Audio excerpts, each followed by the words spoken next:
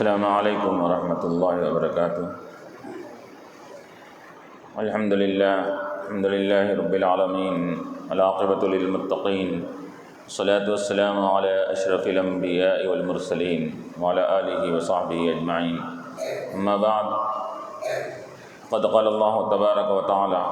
فی القرآن المجید والفرقان الحمید، اعوذ باللہ من الشیطان الرجیم، بسم اللہ الرحمن الرحیم، وَلَمَّا سُقِطَ فِي أَيْدِيهِمْ وَرَأَوْا أَنَّهُمْ قَدْ ضَلُّوا قَالُوا لَئِن لَّمْ يَرْحَمْنَا رَبُّنَا وَيَغْفِرْ لَنَا لَنَكُونَنَّ مِنَ الْخَاسِرِينَ وَلَمَّا رَجَعَ مُوسَىٰ إِلَىٰ قَوْمِهِ غَضْبَانَ أَسِفًا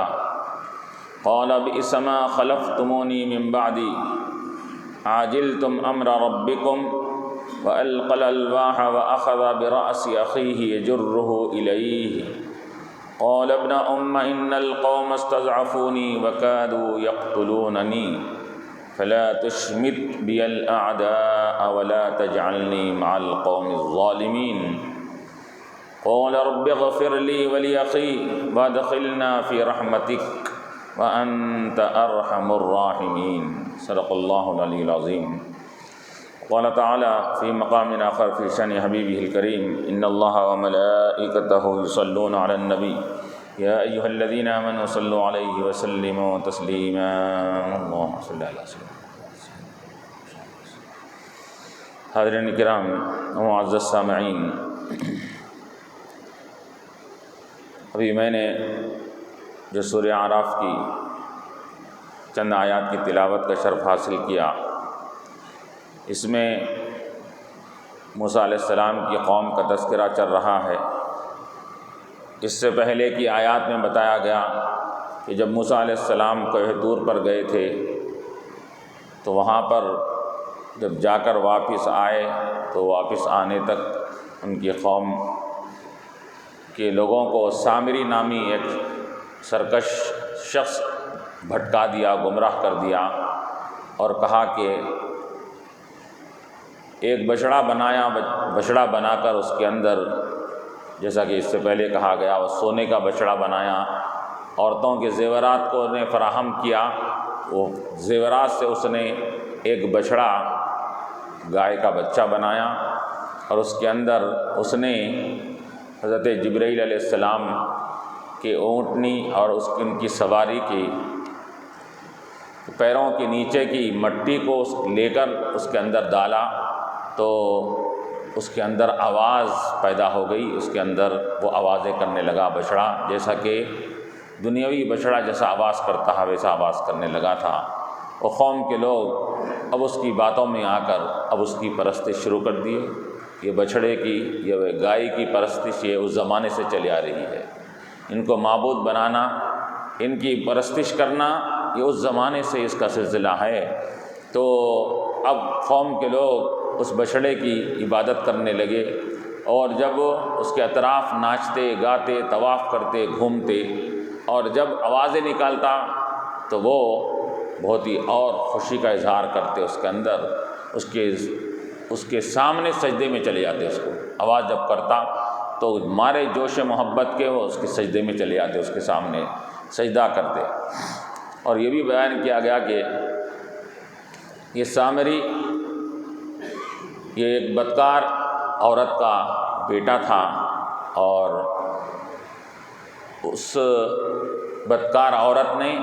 جب یہ سامری نام یہ بچہ پیدا ہوا تو اس کو ایک پہاڑ پر ڈال کر وہاں سے چلی گئی۔ تو اب وہ اس بچے کی نشوونما کو اللہ تعالیٰ نے حضرت جبرائیل علیہ السلام کو مقرر کیا کہ اس کی دیکھ بھال کرنا بڑے ہونے تک۔ وہ بڑا ہوا نگرانی میں، حالانکہ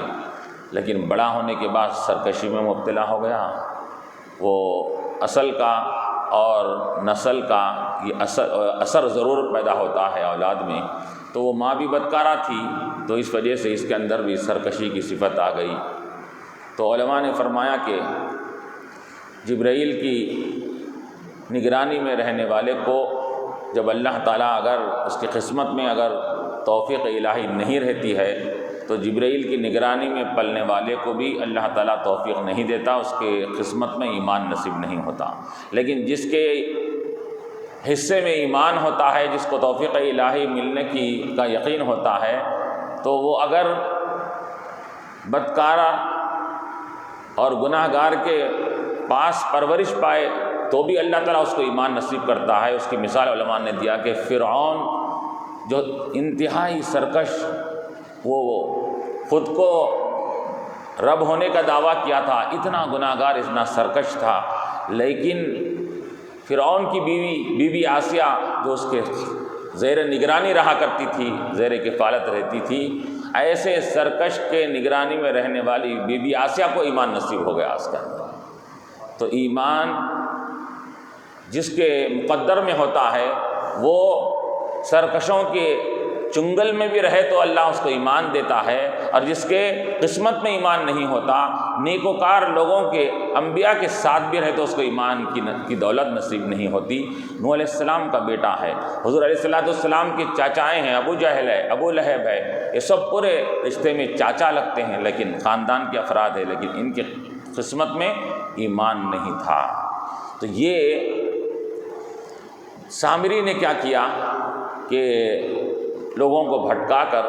ان کو ورغلایا اور سب اس کی پرستش کرنے لگے۔ اب موسیٰ علیہ السلام طور پر جا کر واپس آ رہے ہیں، اور جب روایت میں آتا ہے، مفسرین فرماتے ہیں کہ طور پر ہی اللہ تعالیٰ نے ان کو یہ خبر دے دی، اے موسیٰ تم یہاں سے تو جا رہے ہو اتنے دن یہاں پر رہ کر، کیونکہ وہ عبادت ریاضت کرتے ہوئے پھر رب کی بارگاہ میں پہنچے تھے، اس کے بعد وہاں سے واپس ہوئے تھے، تو اللہ تعالیٰ نے وہیں پر ان کو خبر دے دی کہ آپ کی قوم کے لوگوں کو سامری نے بھٹکا دیا، اور وہ بچھڑے کی پرستش میں، اس کی عبادت میں مصروف ہو گئے۔ اور وہیں سے جب آپ نے سن لیا تو آپ بڑے ہی غصے میں آگ بگولا ہو کر، ناراض ہو کر وہاں سے آپ اپنے قوم کی طرف آ رہے تھے۔ تو اب یہاں پر بتایا جا رہا ہے کہ وَلَمَّا سُقِطَ فِي أَيْدِيهِمْ وَرَأَوْا أَنَّهُمْ قَدْ ضَلُّوا، کہ جب موسیٰ علیہ السلام کے آنے سے پہلے یا آنے کے بعد، علماء مفسرین فرماتے ہیں کہ ان کو اعتراف ہو گیا کہ ہم یہ کام غلط کرے، کیونکہ موسیٰ علیہ السلام کی قوم کے لوگوں کو ہم بچھڑے کی عبادت میں مصروف ہو گئے، رب کی عبادت کو چھوڑ کر۔ وَلَمَّا سُقِطَ فِي أَيْدِيهِمْ، جب وہ شرمندہ اور نادم ہوئے، سقیطہ فی ایدیہم یہ ایک محاورہ ہے، ضرب المثل ہے، تو اس کا معنی ہوتے ہیں کہ جیسا کہ اردو میں بھی کہا جاتا ہے کہ انسان جب نادم، شرمندہ، پشیمان ہوتا ہے تو کہتے ہیں کہ اس نے اپنے دانتوں میں انگلی دبا لی، شرمندگی کے عالم میں، افسوس کے عالم میں۔ تو اسی طرح یہاں سقیطہ فی ایدیہم کہا گیا، ان کے چہرے اپنے ہاتھوں پر گر گئے، مطلب یہ کہ وہ نیچے منڈی اٹھا کر اپنے ہاتھوں سے ناخن کترنے لگے۔ تو یہ کنایا ہے کس کا؟ ندامت اور پشیمان ہونے کا، افسوس کرنے کا۔ جب وہ پشیمان ہو گئے، ورأو، اور انہوں نے جان لیا، سمجھ لیا کہ انہم قد ضلوا، اب ہم بھٹک گئے ہیں، سامری کی باتوں میں آ کر ہم نے پرستش کیا تو اب ہم بھٹک گئے، اور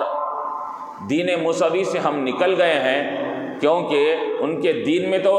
کسی بھی غیر اللہ کی عبادت جائز نہیں ہے۔ جب انہوں نے سمجھا تو اب قالوا، کہنے لگے، لئن لم یرحمنا ربنا، کہ انہوں نے کہا کہ اگر ہمارا رب ہم پر رحم نہ کرے اب، اور ہمارے گناہوں کو اگر نہ بخشے گا،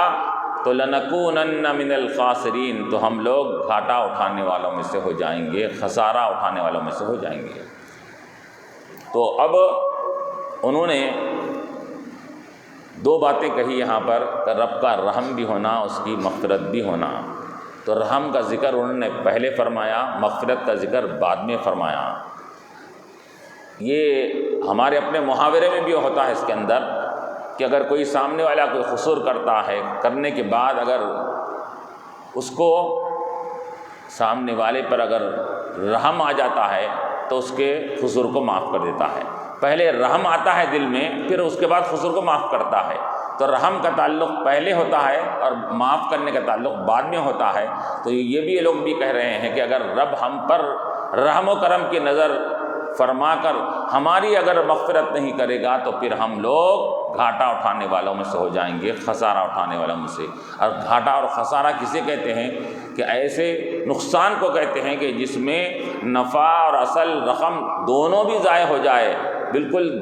جیسا کہتے ہیں نا دیوالیہ لگ جائے اور پورا کاروبار پورا یہ ہلاک ہو جائے، ختم ہو جائے، تو اس کو خسارہ کہتے ہیں۔ تو یہ کہہ رہے ہیں کہ اگر جو بھی موسیٰ علیہ السلام پر ایمان لائے تھے، اچھے عمل کیے تھے، فلاں کرے تھے، اگر اب رب ہم کو معاف نہیں کرے گا تو وہ اعمال بھی بیکار، ہمارا اصل نقل سب ہمارا ہر اعتبار سے ہم گھاٹے میں ہو جائیں گے، انہوں نے کہا۔ اب چنانچہ ولما رجع موسیٰ، اللہ تعالیٰ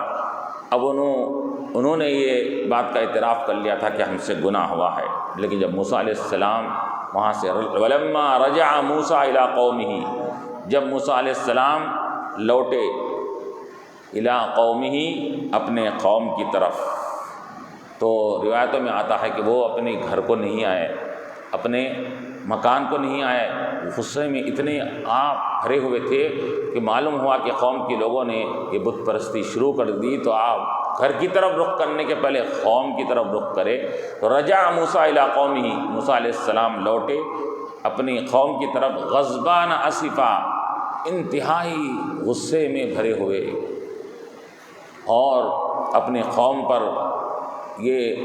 غمگینی اور رنجیدگی کا احساس اپنے اندر پیدا کر کے آئے کہ قوم کے لوگوں نے کیا کیا، میں ان کے ساتھ کتنی محنت کر کے ان کو ایک رب کی عبادت کی طرف لایا تھا، لیکن یہ لوگ پھر بت پرستی میں اور بچڑا پرستی میں مبتلا ہو گئے، بڑے غصے کی حالت میں آئے۔ علماء فرماتے ہیں کہ الحب للہ، الحب فی اللہ والبغض للہ، کہ محبت بھی اللہ کے لیے ہونی چاہیے، بغض اور دشمنی بھی اگر کسی سے ہے وہ اللہ کے لیے اگر ہے تو وہ جائز ہے۔ تو یہ غصہ بھی آنا، یہ بھی اگر اللہ کے لیے اگر غصہ ہے تو یہ غصہ بھی جائز ہے، یہ غصہ بھی روا ہے اس کے لیے۔ تو یہ غصہ حضرت موسیٰ علیہ السلام کو ذات پر نہیں آیا، اپنے نفس پر نہیں آیا، اپنے قوم کی بت پرستی اور ان کے گناہوں پر غصہ آیا اس کے اندر۔ چنانچہ جب آپ غصے میں بھرے ہوئے آئے تو آپ نے کیا کہا؟ بئس ما خلفتمونی من بعدی، کہ تم نے کیا ہی بدترین میرے بعد کام کیا۔ خلفتمونی، تم نے میرے بعد جو پیچھے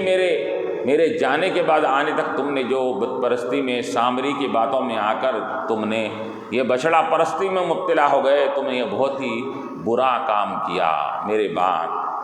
اعجلتم امر ربکم،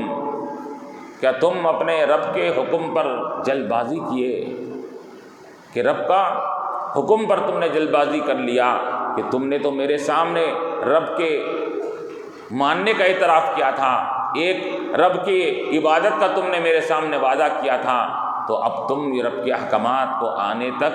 اس کے تفصیلی احکامات آنے تک تم نے کیا ہے جلد بازی کر لیا، اور فوراً رب کو چھوڑ کر تم بچڑا پرستی میں مبتلا ہو گئے۔ وَأَلْقَى الْأَلْوَاحَ وَأَخَذَ بِرَأْسِ أَخِيهِ يَجُرُّهُ إِلَيْهِ، اور پھر کیا کیا موسیٰ علیہ السلام، وہ جو تختیاں لے کر آ رہے تھے، کس کی تختیاں تھی؟ تورات کی تختیاں، وہ تختیوں میں تورات لکھی ہوئی تھی، اس کے اندر احکامات تھے، وہ تختیاں القل الواحا، وہ تختیوں کو آپ نے نیچے رکھ ڈالا، بلکہ روایت میں آتا ہے کہ ایک معنی ہے کہ القل الواحا، وہ غصے کی حالت میں وہ تختیاں ہاتھوں سے گر گئی ان کی۔ کس کی؟ تورات، جس کے اندر لکھا ہوا ہے اللہ کا کلام، جس میں لکھا ہوا ہے وہ کلام اللہ کی تختیاں، جیسا ہی آپ نے اپنے قوم کو دیکھا بت پرستی میں ہے تو غصے کی حالت میں وہ آپ کے ہاتھوں سے وہ گر گئی، یا آپ نے زور سے رکھ دیا یا ہاتھوں سے یا گر گئی اس کے اندر، اور فوراً وہ تختیوں کو رکھنے کے ساتھ ہی ان کے ہاتھ سے گرنے کے بعد آپ نے کیا کیا؟ تو اپنے بھائی حضرت ہارون علیہ السلام کو جو نگران بنا کے گئے تھے، اخلفنی فی قومی، کہا تھا میری قوم میں تم میرے جانشین بننا، ان کی نگرانی کرنا، ان کو برائی سے روکنا عمل کر۔ تو حضرت ہارون علیہ السلام کو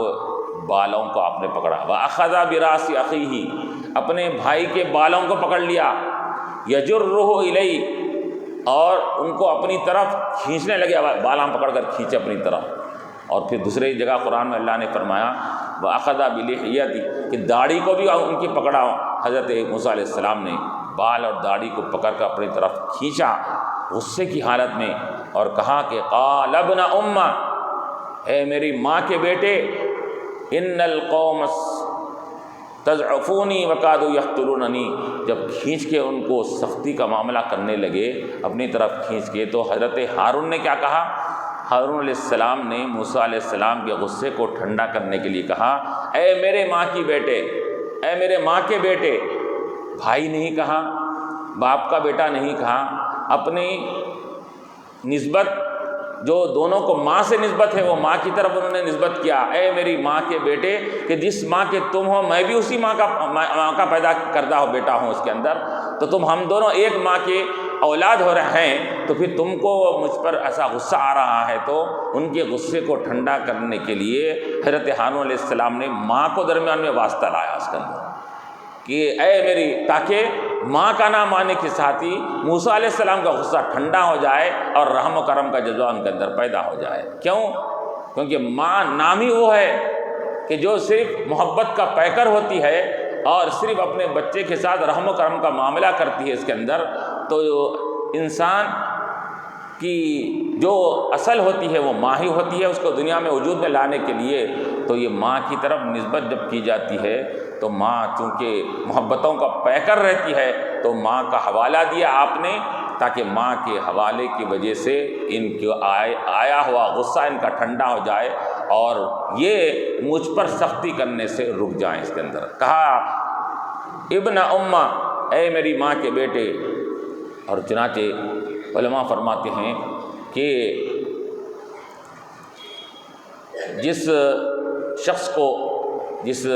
ماں سے نسبت ہوتی ہے یا کسی شخص کو برادری اور خاندان سے نسبت ہوتی ہے، وہ برادری اور خاندان کا نام لیتے ہیں تو برادری کے محبت کی وجہ سے آدمی کیا کرتا ہے، وہ سامنے والے پر زیادتی کرنے سے، سختی کرنے سے رک جاتا ہے۔ اس کے اندر جب بھی برادری کا معاملہ یہ ہے، ماں کا نام لیا جائے تو ماں کی وجہ سے یہ آدمی کے اندر سامنے والے کے اوپر رحم و کرم آ جاتا ہے۔ تو اسی طرح جس رسول کے امتی ہیں، اگر کسی شخص، اگر سامنے والا اگر یہ تھوڑا ناراض اور غصے میں ہے، اگر رسول کا حوالہ دیا جائے تو وہ سامنے والے کے اوپر رحم آ جاتا ہے۔ اے وہ شخص کہ جس کے رسول محمد صلی اللہ علیہ وسلم تمہارے بھی رسول ہے، میرے بھی رسول ہو، جس کے تم امتی ہو میں بھی امتی ہوں، تو کیا ہاتھ سامنے والے پر رحم آ جاتا ہے۔ ارے سامنے والے انسان پر ہی نہیں بلکہ رسول کا واسطہ درمیان میں دیں اگر تو جانور بھی رحم کھا جاتا ہے۔ اس کے اندر حضرت سفینہ نامی ایک صحابی رسول ہے،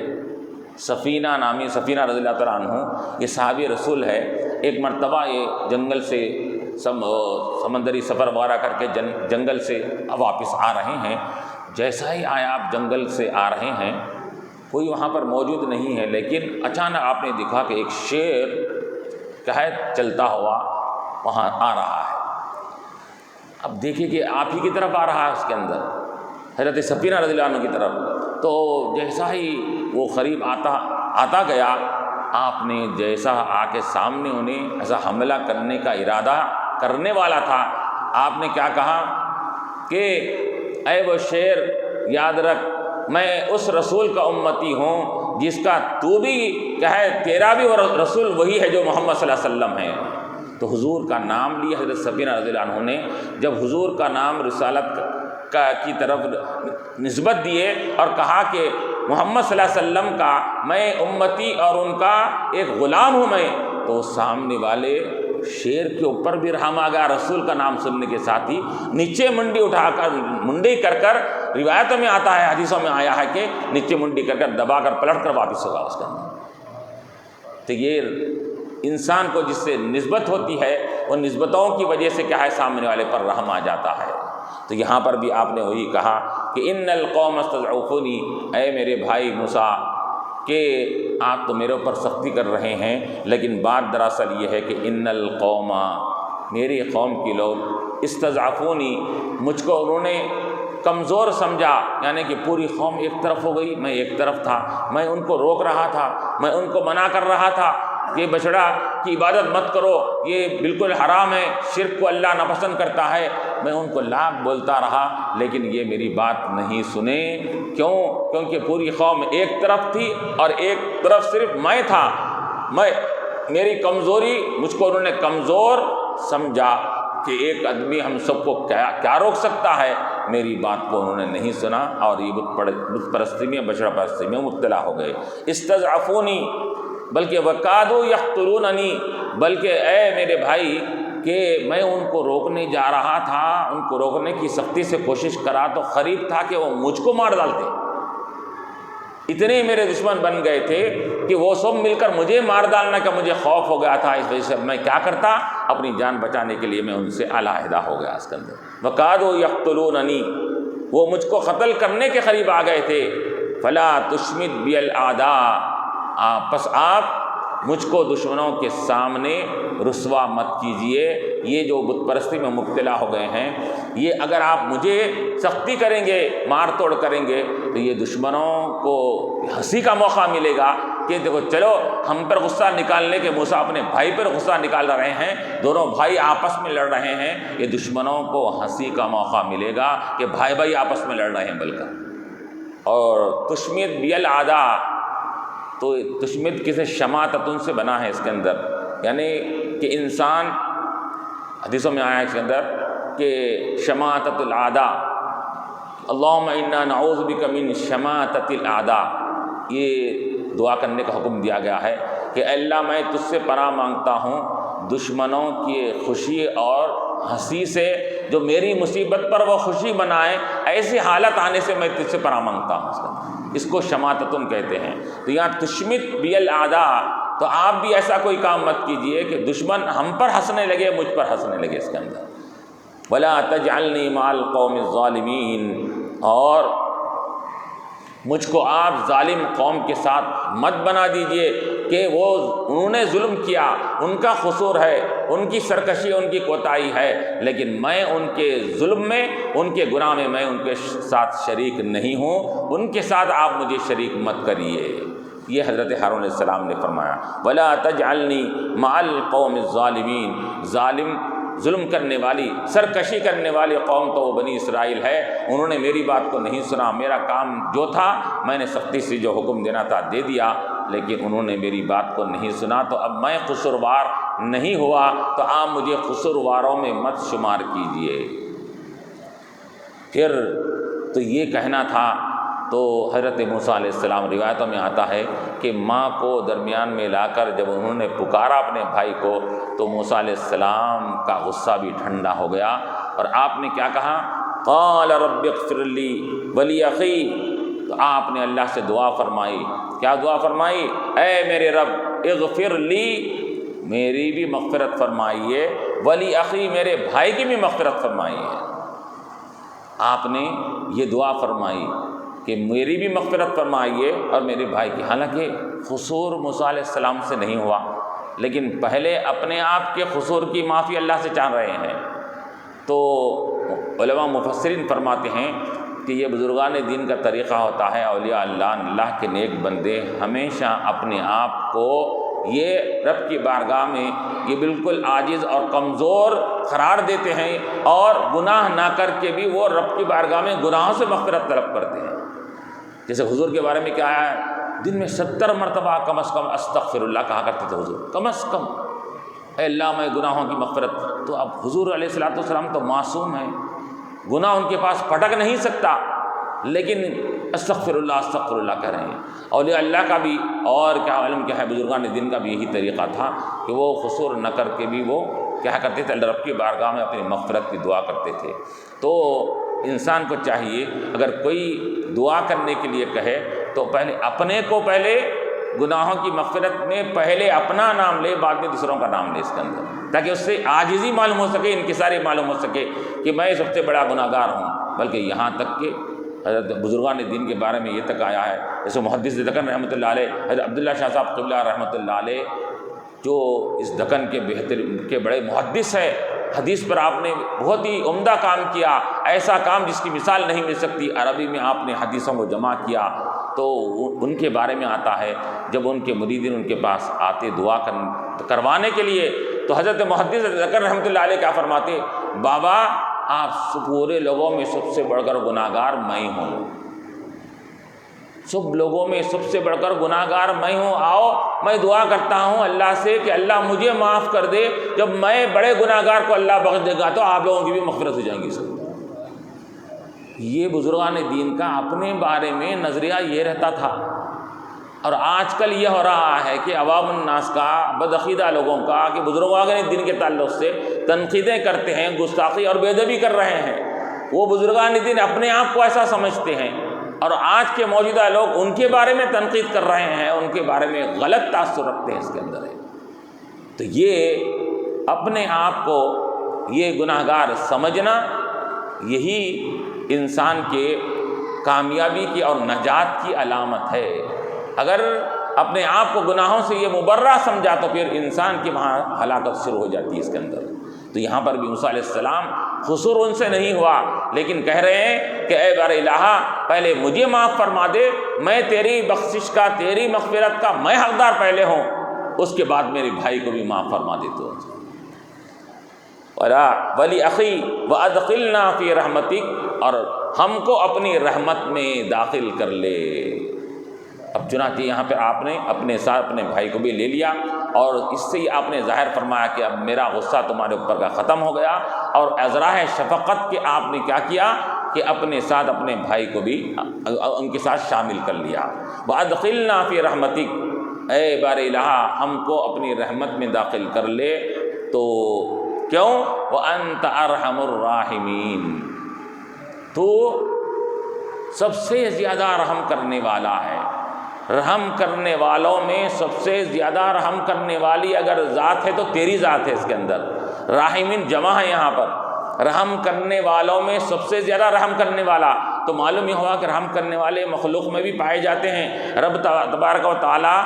لوگوں کی دلوں میں رحم و کرم کا جذبہ دیتا ہے، تو وہ معافی کی طرف لوگوں کو معاف بھی کرتے ہیں، رحم بھی کرتے ہیں. ماں باپ اپنی اولاد کے اوپر رحم کرتے ہیں، بادشاہ اپنی رعایا پر رحم کرتا ہے، پیر اپنے مریدوں پر رحم کرتا ہے. یہ سب رحم کے رحم و کرم کے مختلف کے موقع اور مختلف مقامات ہیں اس کے اندر. تو موسیٰ علیہ السلام فرما رہے ہیں دنیا میں تو ہم دیکھتے ہیں ماں باپ بھی اپنے اولاد پر رحم کر رہے ہیں، بادشاہ بھی رعایا پر رحم کر رہی ہے، اور پیر بھی اپنے شاگرد اپنے مریدین پر رحم کرتا ہے. لیکن اے بار الہ، یہ سب کا رحم و کرم کرنا، یہ سب رحم کرنے والے اپنی جگہ ہے، لیکن تو ارحم الراحمین ہے، اس وجہ سے کہ ان کا رحم و کرم ان کا یہ تیری طرف سے عطا کردہ ہے، اور تیرا ارحم الراحمین ہونا اپنا تیرا ذاتی ہے، تیرا یہ تو نے رحم کرم کا جذبہ ان کو دیا تو ان کے اندر رحم و کرم کا مادہ پیدا ہوا. لیکن تیرا رحم و کرم تو اپنا ذاتی ہے، کسی کی طرف سے عطا کردہ نہیں ہے. تو معلوم ہوا تو سب رحم کرنے والوں میں زیادہ رحم کرنے والا ہے. تو چنانچہ علماء نے اس کے تحت مثال بھی دیا کہ سب سے زیادہ اگر لوگوں میں دیکھا جائے تو ماں اپنی اولاد پر رحم و کرم کرتی ہے، ماں شفقت کرتی ہے، مہربانی کرتی ہے، اور اتنی مہربانی کرتی ہے بھئی اولاد اگر لاکھ نافرمان ہو، یہ سرکشی میں مبتلا ہو جائے، تب بھی ماں کی محبت اور ماں کی ممتا وہ بچے کے اوپر سے ہٹتی نہیں ہے. باپ غصہ کرے گا، باپ گھر سے نکالنے کے لیے جائے گا، لیکن ماں ہمیشہ بچے کے ساتھ ڈھنڈلاتے رہے گی اس کے اندر. تو یہ ماں کے اندر ماں کی محبت میں رب کے محبت کی جھلک رکھی گئی ہے اس کے اندر. اسی وجہ سے کہا گیا کہ تم یہ ماں کی محبت کی ممتا کو دیکھتے ہو، یہ محبت 1% یہ محبت کا یہ عالم ہے. اب اس سے اندازہ لگاؤ کہ وہ ارحم الراحمین، وہ تمہارا خالق کائنات، جتنی ماں محبت کرتی ہے، ماں کی محبت 1% ہے تو رب کی محبت 70% ہے تمہاری. وہ اپنے بندوں سے 70% ماں کی محبت کی طرح محبت کرتا ہے. اب دنیا میں ماں کی محبت کا کوئی اس کی مثال نہیں مل سکتی. تو اللہ تعالیٰ کے بارے میں آتا ہے کہ اللہ تعالیٰ 70 ماؤں کی محبت کرنے والا ہے. تو یہ محبت کا معاملہ یہ ہے، یہاں تک کہ علماء نے اس کے تحت تفسیر کے تحت ایک واقعہ بھی درج کیا ہے اس کے اندر کہ اس کی ماں کی محبت کا اور اس کی ممتا کا کیا عالم ہوتا. حضور کے زمانے میں ایک شخص کا کیا ہے، جب وقت انتقال کا وقت قریب آ گیا تو اب وہ بالکل قسمہ پرسی کے عالم میں ہیں اور بالکل آخر وقت میں ہیں، نزا کے عالم میں ہیں، لیکن اس کے باوجود بھی تکلیف میں مبتلا ہے، سانس نکل نہیں رہی ہے، روح باہر نہیں نکل رہی ہے، تڑپ رہا ہے، بے چین ہے اس کے اندر. تو حضور علیہ السلام سے لوگوں نے آ کر کہا، یا رسول اللہ، ایک شخص کا کہ بالکل آخری وقت ہے لیکن دم بھی نہیں نکل رہا ہے، بڑی مشکل میں ہے انہیں. تو آپ نے کہا کہ ٹھیک ہے، آپ نے جا کر کہا کہ اس کے گھر والوں سے پوچھو کہ اس کا کیا گناہ تھا. گھر والوں سے پوچھو کہ اس کا کیا گناہ تھا، کیا نماز کا پابند نہیں تھا؟ لوگوں نے کہا نہیں، نماز پابندی سے پڑھا کرتا تھا، تو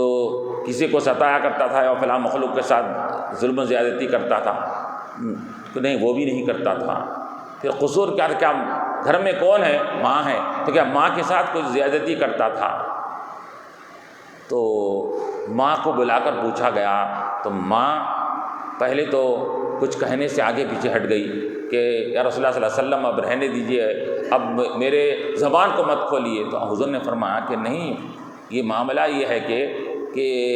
اس کی جان جانے کا وقت قریب آ گیا ہے، اگر اپنی بات کو ظاہر نہیں کریں گی تو یہی عالم میں رہیں گا انہیں اسکندر نے۔ تو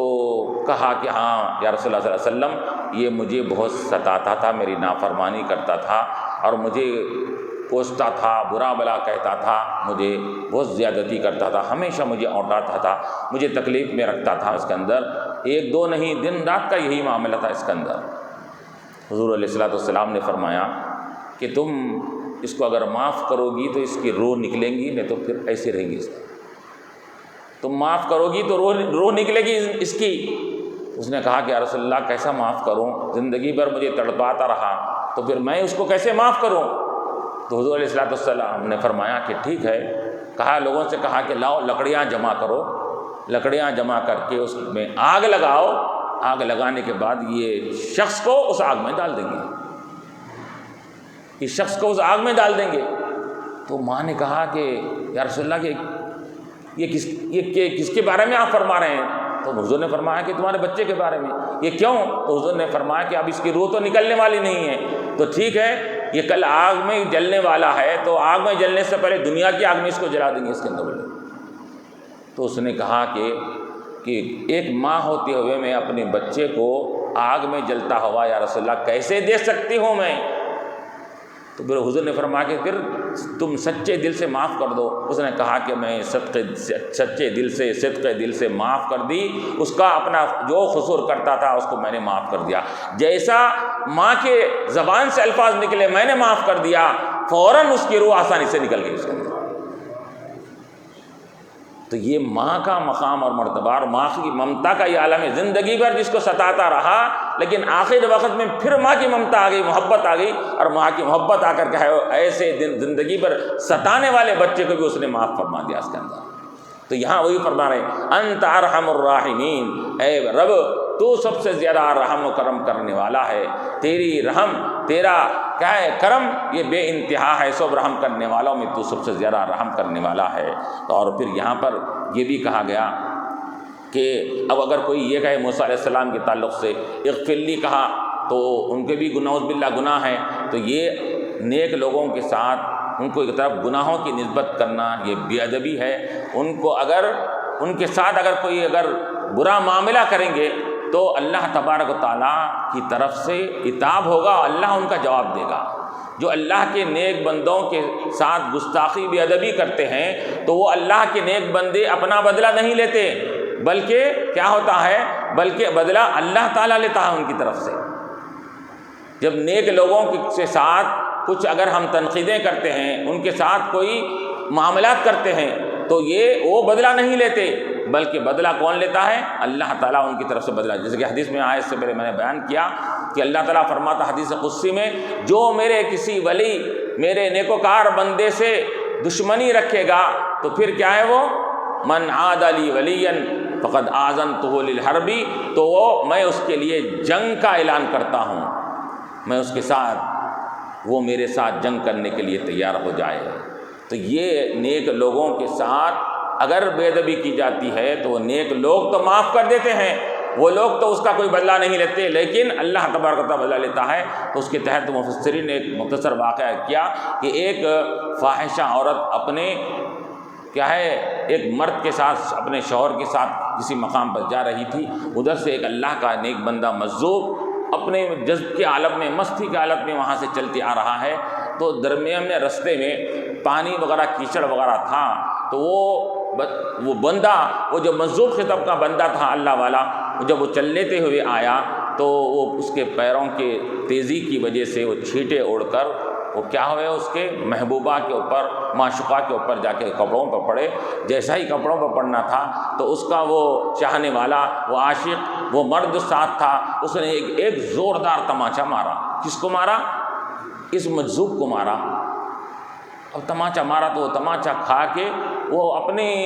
اللہ کی یاد میں محو مستغرق ہے۔ وہ تماچا کھانے کے بعد بھی کچھ پلٹ کر بھی نہیں دیکھے، کچھ ان کو کیا ہے سامنے والے کو کچھ بولا بھی نہیں۔ اب اپنے کیا ہے چال جاری رکھ کر آگے بڑھ گئے۔ یہ آگے بڑھنے کے بعد وہ فاحشہ عورت اور اس کا عاشق دونوں جب گھر کے دروازے پر پہنچے، گھر کے سیڑھیاں چڑھ رہے تھے، تو فوراً وہ عاشق کو ٹھوکر لگی، اور فوراً ٹھوکر لگنے کے ساتھ ہی وہیں اس کا انتقال ہو گیا، عاشق کا فوراً وہیں مر گیا۔ جیسا ہی مرنا تھا لوگوں بولے کہ ایسا کیسا خالی ٹھوکر لگ کر مر گیا۔ اب لوگوں کو معلوم ہوا کہ رستے میں کیا ہے ایک مجذوب ملے تھے، تو یہ شخص، یہ مرنے والا شخص ان کو تماچا مارا تھا، فلاں کرا تھا۔ تو لوگ آ کر مجذوب کو بولے کہ اے بابا، تم نے ایک شخص کو کیا ہے تماچا مارا تو تم اس کو قتل ہی کر ڈالے۔ انہوں نے کہا کہ میں کہاں کرا؟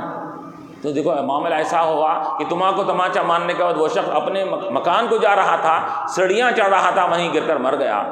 تو اس مجذوب نے کیا کہا اس کے اندر کہ میرے پاؤں کے چھینٹے اس کے محبوبہ کو لگے تو اس کو غصہ آیا، میرے کو تماچا مارا وہ شخص تو میرے یار کو غصہ آیا، اس کے یار نے تماچا مار کر اپنا بدلہ لیا، میرے یار نے اس کو ختم کر کے میرا بدلہ لے لیا اس کا۔ تو یہ اللہ والوں کے ساتھ یہ زبان سنبھال کر رکھنا ہے۔ ان کے ساتھ گستاخی کرنے والوں کو اللہ تعالیٰ انہوں تو معاف کر دیتے ہیں، لیکن اللہ تعالیٰ اس کا بدلہ لیتا ہے۔ تو یہاں کہا جا رہا ہے کہ وَأَدْخِلْنَا فِي رَحْمَتِكَ وَأَنْتَ أَرْحَمُ الرَّاحِمِينَ، اے رب تو سب سے زیادہ رحم فرمانے والا ہے۔ تو انسان کو چاہیے کہ جب دعا کرتے ہیں ہم، تو دعا اللہ تعالیٰ سے کوئی نعمت کو مانگ رہے ہیں، اس کا رحم و کرم مانگ رہے ہیں، تو اس وقت یا ارحم الراحمین کے الفاظ بولیں گے تو رب تبارک و تعالیٰ کی رحمت کو جھجوڑے ویسا ہوگا، اور اللہ تعالیٰ کی رحمت جھجوڑے جا کر آپ کی دعائیں اور ہماری دعائیں قبول ہوں گی۔ وآخر دعوانا الحمد للہ رب العالمین۔ ربنا ظلمنا انفسنا